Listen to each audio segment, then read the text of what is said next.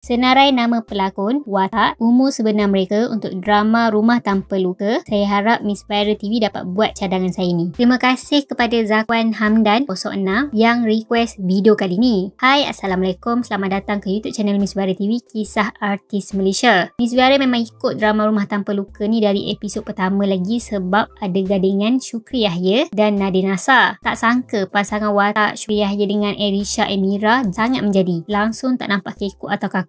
Watak lelaki green flag macam ni pun memang sesuai sangat dengan Syukri Yahya. Jadi dalam video kali ni, Miss Viral nak kongsikan nama dan umur sebenar pelakon drama Rumah Tanpa Luka. Erisha Emira atau nama sebenar Nur Erisha Emira binti Zakaria merupakan anak kepada pelakon Nonis Wara. Dia memegang watak Nik Kalsum Ibrahim dan dilahirkan pada 1 Disember 1999. Tahun ini beliau masuki usia 26 tahun. Syukri Yahya atau nama sebenar Muhammad Syukri bin Yahya membawakan watak Ahmad QZ iaitu Q. Dilahirkan pada 13 Jun 1988. Syukri kini berusia 37 tahun. Beliau berkahwin dengan bekas pelakon Tia Adenan dan dikurniakan dua orang cahaya mata, Aira Aminah dan Malik Mikai. Nadir Nasar atau nama penuh Ahmad Nadir bin Ahmad Nasar mula dikenali selepas menjuarai Hero Remaja 2020.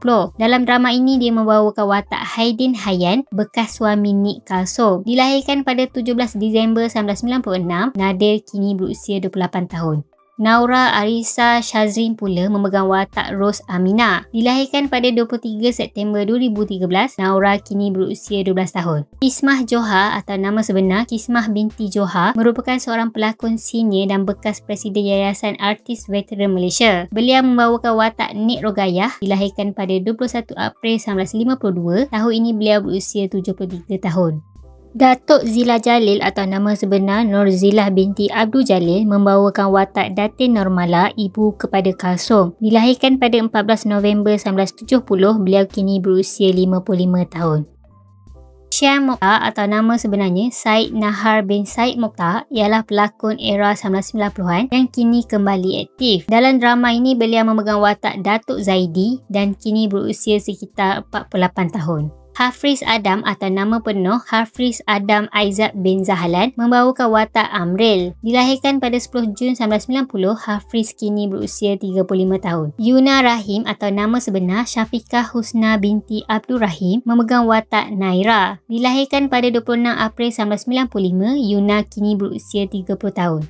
Jap, iklan kejap. Kelakar betul tengok isteri Imran Akil, Dahlia Rizal ni pasang penutup tong sampah ni. Boleh terbalik pula. Tapi serius, tong sampah ni memang best. Tinggi sama level kabinet, ada 3 partition. Atas untuk sampah basah, tengah ada laci simpan plastik, bawah untuk sampah kering. Siap ada roda, senang nak alih waktu masak. Memang berbaloi. Min dah tag tong sampah ni kalau korang berminat. Okey, jom sambung. Hanan Adra atau nama penuh Hanan Adra binti Muhammad Hafiz, cucu sulung kepada Datuk Roshamna, memegang watak Dewi. Dilahirkan pada 3 Februari 2014, Hanan kini berusia 11 tahun. Zafrul Nordin atau nama penuh Zafrul Nazarin bin Nordin membawakan watak Encik Ibrahim, ayah Kalsum. Dilahirkan pada 12 Februari 1967, beliau kini berusia 58 tahun.